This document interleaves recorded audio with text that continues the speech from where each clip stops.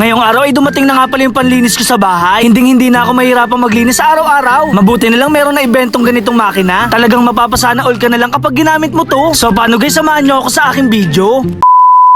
Kaya naman isang araw maaga pa lang naglilinis na ako. Ito nga pala yung ginagawa ko sa araw-araw. Ang maglinis at mag-imis dito sa bahay. Alam nyo ba guys, kahit mga gawaing babae, kayang-kaya ko yan. Ang magwalis, magluto at maglaba at kung ano-ano pa. Napakabilis nga pala mag-alikabok dito sa may tapat ng bahay namin. Tapos sasamahan pa ng mga balahibo ng aso. Kaya naman no choice na ako, kailangan kong gumamit ng basang-basahan para kumapit ang alikabok at balahibo ng aso. Dumadami na rin pala yung agaw dito sa loob ng bahay namin. Medyo nahirapan na rin pala yung walis namin magtanggal ng mga buhangin. May tumatawag nga pala sa pangalan kong Boy Macho Nori. Dumating na kasi yung pinakihintay kong panlinis ng bahay. Big shoutout nga pala kay tropa. Eksakto naman naglilinis ako ng buong bahay. Syempre guys, kailangan na natin tong i-unboxing. Pagpasensyahan nyo na nga pala yung itsura ko. Medyo pawisan na kasi ako at hindi na maganda ang amoy. Eto nga pala yung in-order ko sa Dirma na vacuum cleaner. Grabe guys, excited na akong gamitin to. Nakakatuwa nga kasi para siyang baril-barilan na laruan. Kompletong-kompleto nga pala siya sa mga accessories. Nakakatuwa lang guys kasi napaka-komportable niyang hawakan. Malapit din yung switch button dito sa may handle. Nagpalit na nga pala ako ng damit para hindi naman nakakahiya. Para gumana, kailangan natin tong isaksak.